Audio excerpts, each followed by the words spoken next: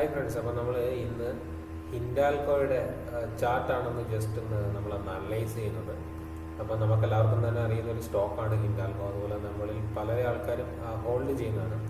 ഇത് ഇപ്പോൾ ഹിൻഡാൽകോയുടെ monthly ചാർട്ടാണ്. Okay, നമുക്ക് നോക്കിയാൽ അറിയാം ഏകദേശം ഈ സ്റ്റോക്ക് കുറച്ച് നാളായിട്ടല്ല, ഒത്തിരി വർഷങ്ങളായിട്ടൊരു റേഞ്ചിൽ കളിക്കുന്ന സ്റ്റോക്കാണ്. ഒരു റേഞ്ചിലല്ല, ഒരു പർട്ടിക്കുലർ ആയിട്ടുള്ള ഒരു റേഞ്ചിൽ, അതൊരു വലിയ റേഞ്ചാണ്, ചെറിയൊരു റേഞ്ചല്ല.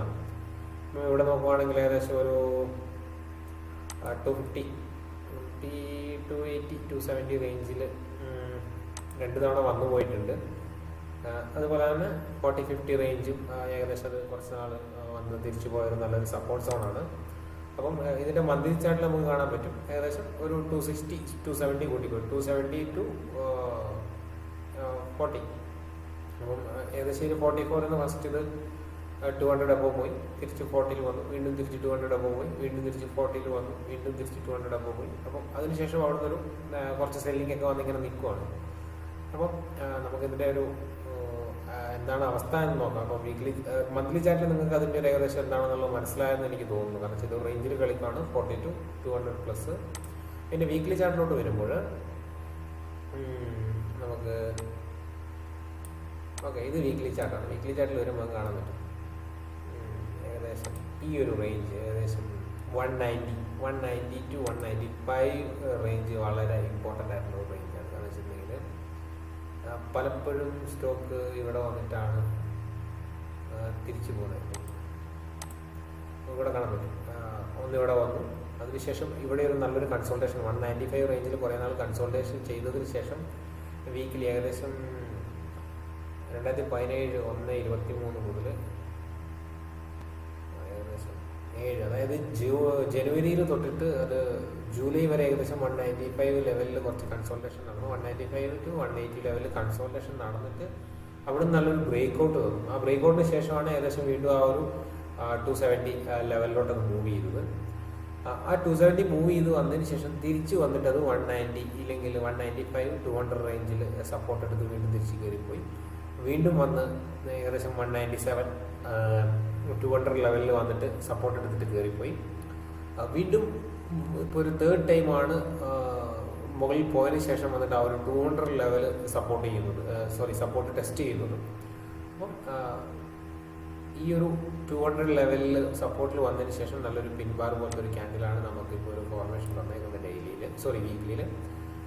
അതുകൊണ്ട് ഈ ഒരു ലെവൽ നമുക്ക് വളരെ ഇമ്പോർട്ടൻ്റ് ആണ്. 190 ലെവൽ, 195 ലെവൽ വളരെ ഇമ്പോർട്ടൻ്റ് ആണ്. കാരണം ഇവിടുന്ന് നല്ലൊരു അപ് ട്രെൻഡിനും അതുപോലെ തന്നെ ഈ ഒരു ലെവൽ ബ്രേക്ക് ആയി കഴിഞ്ഞ് കഴിഞ്ഞിട്ടുണ്ടെങ്കിൽ ഡൗൺ സൈഡിൽ പോകാനും നല്ല സാധ്യതയുള്ളൊരു ലെവലാണ്.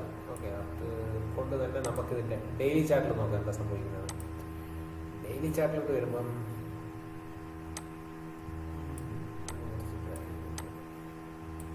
ജസ്റ്റ് ഞാൻ ഇത് ലെവൽ ഡിലീറ്റ് ചെയ്ത് കളയാണ്. ഇതിൻ്റെ 190 ലെവൽ നമ്മൾ മാർക്ക് ചെയ്തത്. ഓക്കെ, ഇതാണ് ഇതിൻ്റെ ഡെയിലി ചാർട്ട്.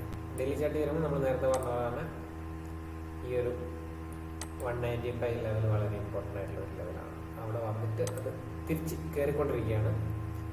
വീക്കിലിയിൽ ഒരു പിൻവാറൊക്കെ വന്നിട്ടുണ്ട്. നമുക്ക് ഈ മോളിൻ്റെ ഇത് കൂടെ ഡിലീറ്റ് ചെയ്ത് കളയാം.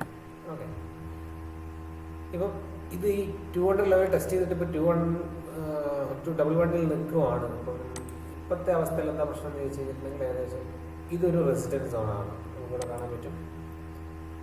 ഇതൊത്തിരി തവണ വന്ന് റെസിസ്റ്റൻസ് അല്ലെങ്കിൽ സപ്പോർട്ട് എടുത്ത ഒരു സ്ഥലമാണ് ഈ 211, 215 ലെവൽ.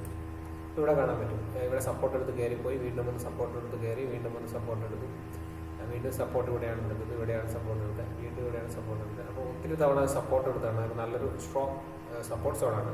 അപ്പം ആ സപ്പോർട്ട് പൊട്ടിയതിന് ശേഷം സ്വാഭാവികമായിട്ട് നമുക്കറിയാം, സപ്പോർട്ട് പൊട്ടിയതിന് ശേഷം അതൊരു റെസിസ്റ്റൻസ് ആയിട്ട് ആക്ട് ചെയ്യും. അപ്പം ഇതൊരു ഡെയിലി ചാർട്ടിൽ റെസിസ്റ്റൻസ് ലെവലിലാണ് ഉള്ളത്. ഇപ്പം ട്രെൻഡ് ലൈൻ നമുക്ക് നോക്കുകയാണെങ്കിൽ ട്രെൻഡ് ലൈൻ ബ്രേക്ക് ഔട്ട് ഒന്നും ആയിട്ടില്ല. എന്നാൽ സ്റ്റോക്ക് ഏകദേശം നമ്മൾ നേരത്തെ പറഞ്ഞ നമ്മളൊരു മേജർ ലെവലാണ് 190 ലെവൽ, 95 ലെവൽ. അവിടെ വന്നിട്ട് തിരിച്ചു പോകുന്നു.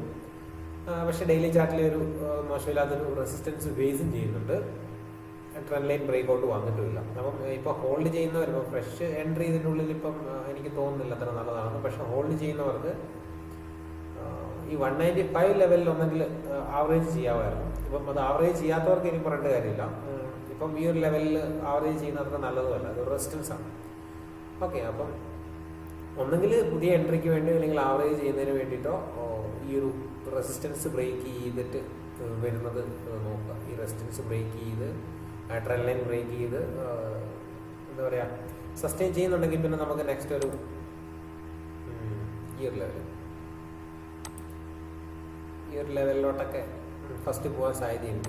അതിന് ശേഷം നമ്മളുടെ പിന്നെ ഏകദേശം 250 270 എന്ന് പറയുന്ന അല്ലെങ്കിൽ ഓൾ ടൈം ഹൈയിലോട്ടൊക്കെ ഉള്ളൂ. പിന്നെ മാർക്കറ്റ് കണ്ടീഷനൊക്കെ ഉണ്ട്. അതിൻ്റെ ഫണ്ടമെൻ്റൽ അനാലിസിസ് ഒന്നും ഞാൻ ചെയ്യുന്നില്ല, ഞാൻ വെറും ടെക്നിക്കൽ അനാലിസിസ് മാത്രമാണ്. ഫണ്ടമെൻ്റൽ അനാലിസിസിൽ എനിക്ക് അത്ര നോളജ് ഇല്ല.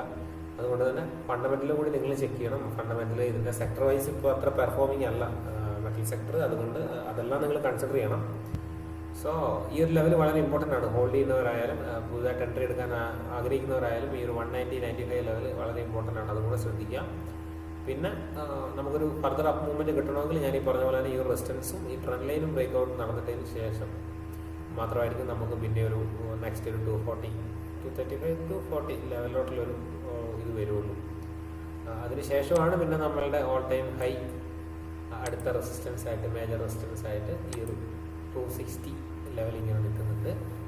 അപ്പോൾ ഫർദർ അപ്പിന് അതും ബ്രേക്ക് ഔട്ട് വരണം. അപ്പോൾ ഹോൾഡ് ചെയ്യുന്നവർ നിർബന്ധമായിട്ട് ഈ ഒരു 195 ലെവലിൽ സ്റ്റോപ്പ് ലോസ് മെയിൻറ്റെയിൻ ചെയ്യുന്നത് വളരെ നന്നായിരിക്കും എന്ന് എനിക്ക് തോന്നുന്നു.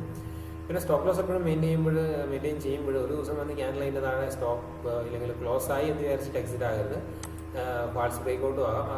സോ ഒരു 2 ദിവസമെങ്കിലും ക്യാൻഡിൽ ക്ലോസ് ആകുന്നവരെ വരെ വെയിറ്റ് ചെയ്യുക. ഒരു 2 ഡേയ്സ് കണ്ടിന്യൂസ് സ്റ്റോക്ക് അതിൻ്റെ താഴെ ക്ലോസ് ആവുകയാണെങ്കിൽ താൽക്കാലികമായിട്ട് എക്സിറ്റ് ആയിട്ട് കുറച്ചും കൂടെ ലോവർ ലെവലിൽ ആഡ് ചെയ്യുന്നതിനെ പറ്റി ചിന്തിക്കുന്നതായിരിക്കും നല്ലത്.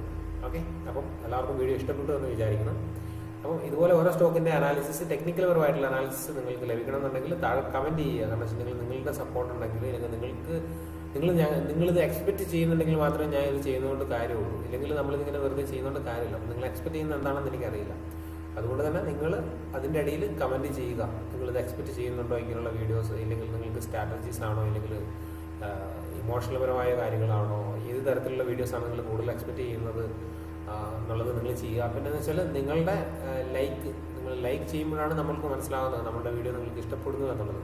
ഇപ്പം നിങ്ങൾ കണ്ടുപോയത് കൊണ്ടോ ഇല്ലെങ്കിൽ നമ്മൾക്ക് ഇത്ര വ്യൂസ് വന്നതുകൊണ്ടോ അതൊരിക്കലും നല്ലൊരു വീഡിയോ ആണ്. ഇല്ലെങ്കിൽ നമുക്കൊരു മോശം വീഡിയോ ഇട്ടിട്ടുണ്ടെങ്കിൽ ഏറ്റവും നന്നായിട്ട് വ്യൂവേഴ്സ് വരാറുണ്ട് സാധാരണ. അതുകൊണ്ട് ഈ വ്യൂസ് വരുന്നത് നല്ലതാണോ മോശമാണോ എന്ന് നമുക്ക് തിരിച്ചറിയാൻ പറ്റുന്നില്ല. കാരണം വെച്ചാൽ നമ്മളുടെ വീഡിയോ നല്ലതാണോ, നിങ്ങൾ ഇഷ്ടപ്പെടുന്നുണ്ടോ, അതോ നിങ്ങൾക്ക് ഇത് ഉപകാരപ്രദമല്ലയോ. അപ്പം അതുകൊണ്ട് നമ്മൾക്ക് ലൈക്കും കൂടി തീർച്ചയായിട്ടും ചെയ്യാൻ ശ്രമിക്കുക.